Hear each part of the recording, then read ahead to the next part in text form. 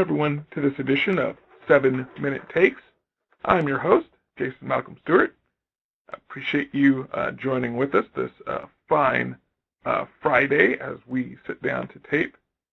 And first off, I want to thank everyone for the support once again and express our appreciation for the really solid YouTube numbers we're starting to see.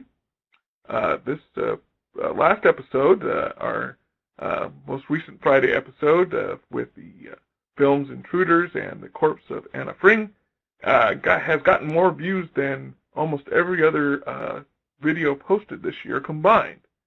And so we want to express our appreciation for, again, you coming and checking us out and making us a part of your regular YouTube viewing. Again, it's really exciting, the things that are beginning to happen here at Age of the Nerd, and we're glad that many of you are making 7-Minute Takes a part of that. As promised, we have some really exciting films to take a look at this week. Both of them coming from IFC Midnight, our long and beloved art house horror distribution arm of IFC. Long-time viewers and listeners. In fact, if you go back to when this was just a podcast that ran on Age of the Nerd, you'll know that we've had a bit of a, shall we say, falling out with IFC. IFC, of course, has been doing great work for years in terms of promoting horror and horror creatives, and they've been very generous with their time and their films, and even have given us a number of exclusive interviews with their talent and with their creatives. But as again, longtime listeners to the podcast will recall, we haven't been very happy with most of their films recently. My grade on most of the IFC films has been pretty poor for most of the last 6 months. Again, it's been very disheartening because IFC has done so much good work, but I am very happy to report we have 2 new IFC films to talk about, and I can already express, without giving away too much, that both of these films are worth 7 minutes of your time. The first film we're going to talk about tonight is a film called ROAD GAMES. ROAD GAMES is coming, this release is coming actually in New York and LA in the theater, but is already available VOD. So if you are set up with your streaming, you may have already seen it. I believe I saw it in the feed for the Google Film streaming. I haven't checked Amazon, but I believe it's up on Google, maybe up on Netflix. Anyway, let us mention that, again, it's an IFC Midnight project, and it's a film coming from the wonderful land of France. Well, actually, it's a joint French and English production, a film by Avner Pastol. And from the presser, after a disastrous summer trip, and my mispronunciation starts already, after a disastrous summer trip, Jack finds himself hitchhiking through the sun-drenched rural French countryside with nothing but his British passport. Unaware of the dangers that are plaguing the roads, he tries without much success to get home. Along the way, he picks up another hitchhiker, a beautiful French girl, Veronique. But when they accept a ride from a local oddball, the pair finds themselves thrown into a deadly game of cat and mouse in which nothing is what it seems. Bursting with nonstop twists and turns with an undercurrent of Hitchcockian malice, this riveting psychological thriller is one hell of a ride. This, again, was directed and written by Avner Pastol, who is not a name that I'm familiar with here in the States, but perhaps is more active in Europe. It stars Andrew Simpson as Jack, Josephine de la Beaume as Veronique, Frederick Pierret as our menacing patriarch, and Barbara Crampton. Yes, folks, Barbara Crampton, our very own beloved Barbara Crampton, is in this movie as the wife of the very odd couple that meets up our pair of hitchhikers. Barbara is actually one of the co-producers on this film, and much to our delight, it's good to see Barbara here in fine form. She doesn't have a large role, but she does have a very strong supporting role. She looks great, as an aside, and the film itself, Road Games, is very much worth 7 minutes of your time, and I must express my relief that this is the case. It's a film that is very solidly set up. It really rises with the tension. The Hitchcock analogy is not off base. I will say that it does suffer a little bit from goofy male lead problems. Mr. Simpson does a credible job with his role of kind of being the guy who's kind of caught up in the whirlwind of events. The film, unfortunately, does require him to act too stupid to live in a few scenes. It does have a little bit of a flaw in terms of some of the continuity, but I will say the twist is well worth it.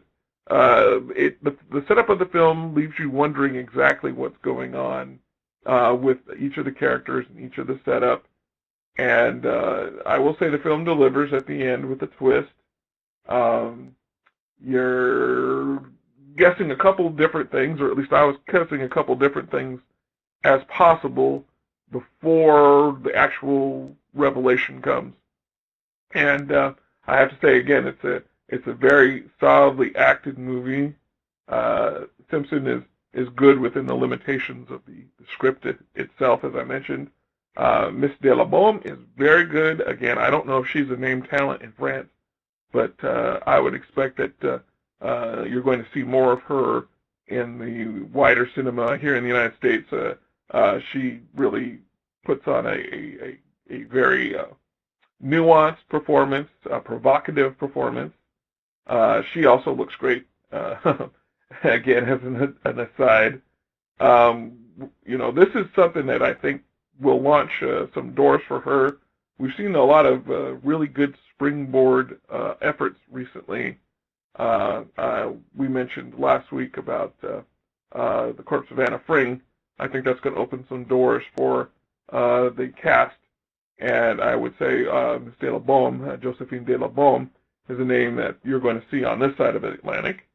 Frederic Perrault brings a lot of energy to his role, and Barbara Crampton, again, her role's not large, but it is really an interesting turn by her. It's good to see her in action.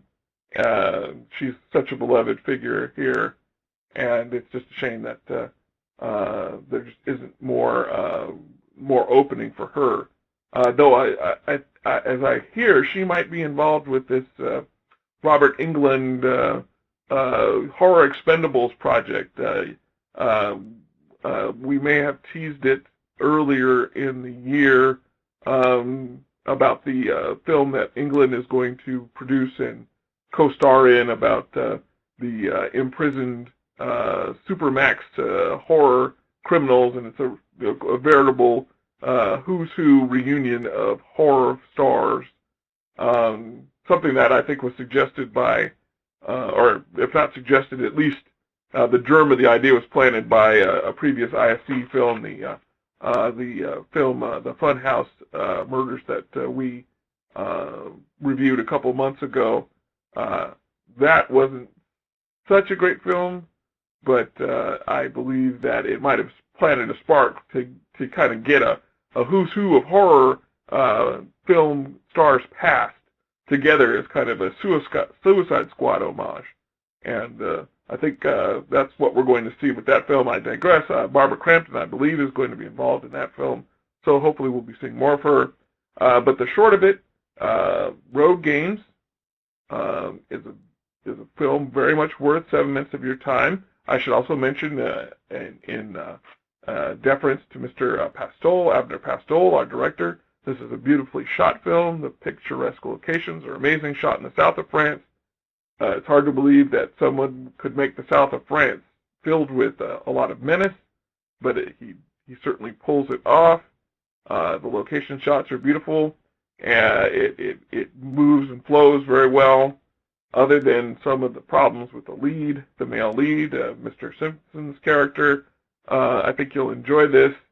You will kind of scratch your head about part of his behavior in the movie, especially as it comes to old French men beating him up. But I'll leave that for you to discover.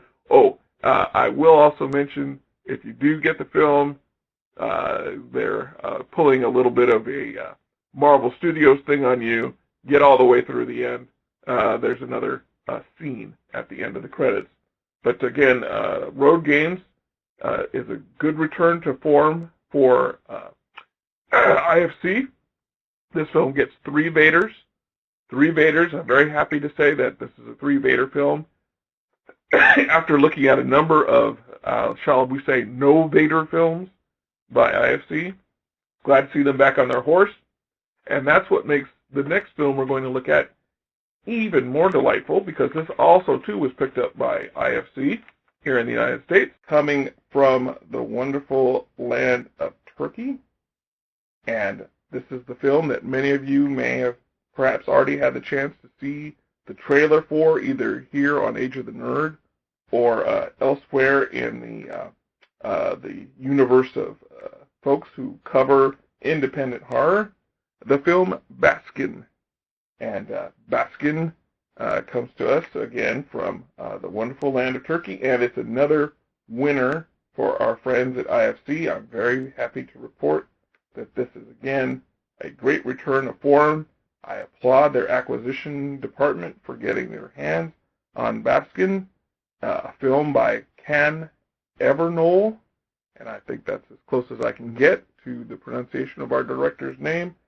Can Evernol is the director of this film, and from the presser, a 5-man unit of cops on night patrol get more than they bargained for when they arrive at a creepy backwater town in the middle of nowhere, when a call comes over the radio for backup. Entering a derelict building, the seasoned tough guys and their rookie junior, who's still haunted by a traumatic childhood dream, do the one thing you should never do in this kind of movie: they split up. They soon realize that they've stumbled into a monstrous charnel house and descend into an even more nightmarish netherworld where grotesque, mind-wrenching horrors await them at every turn. This is the one, Baskin, that isn't going to end well. But wait, things aren't what they seem in a truly disturbing, outrageously gory, and increasingly surreal film whose unpredictable narrative pulls the carpet from under your feet and keeps you from guessing right up to the final moment. And I will say, my friends, the presser here very much is dead on.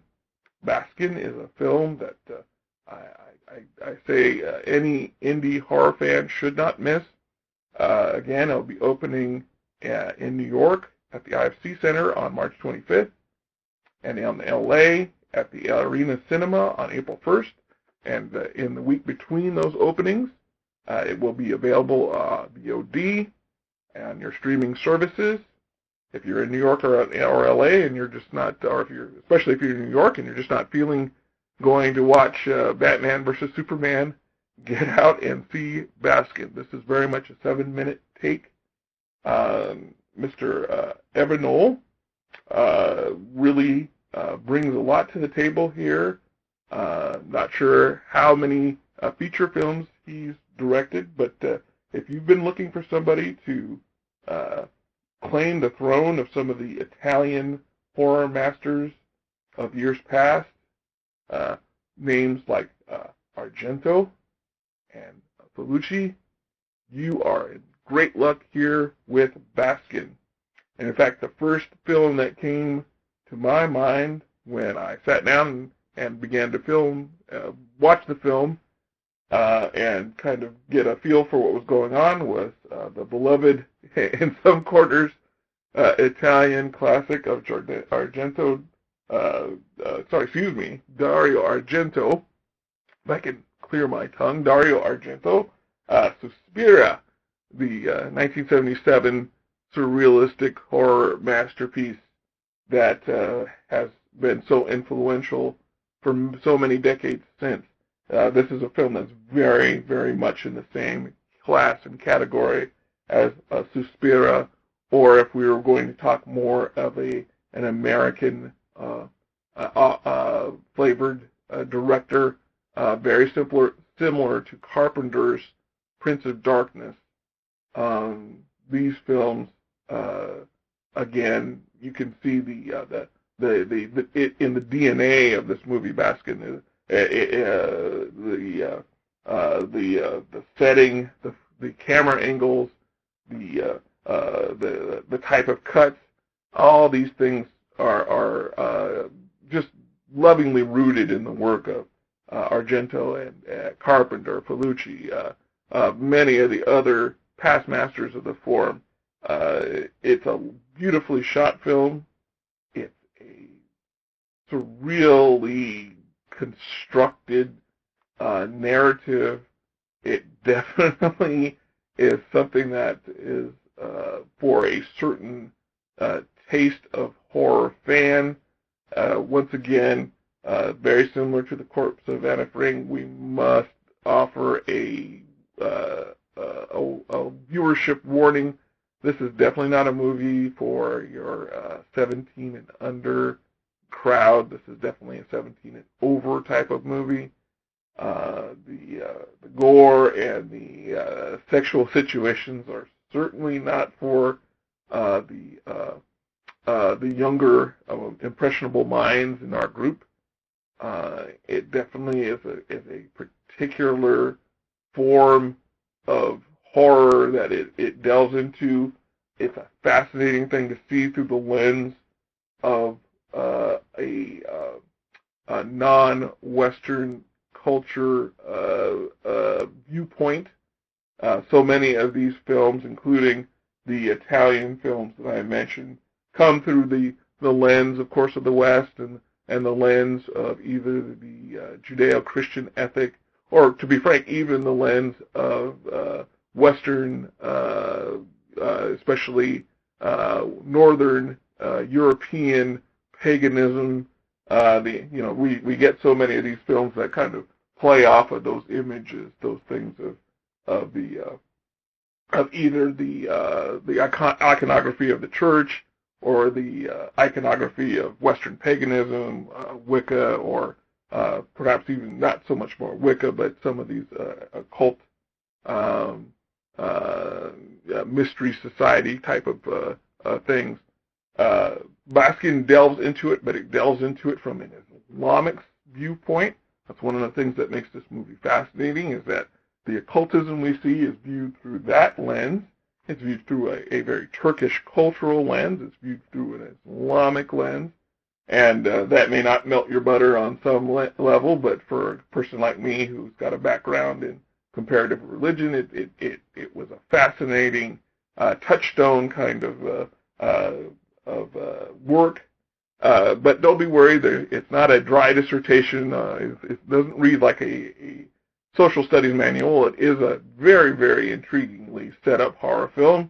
The narrative is very inventive. It will confound a little bit of us who like our plot points to kind of all connect together. But the main characters definitely enter into a scenario where it's left open for interpretation what exactly happened. And there are some things I think work very well, some of it that does not.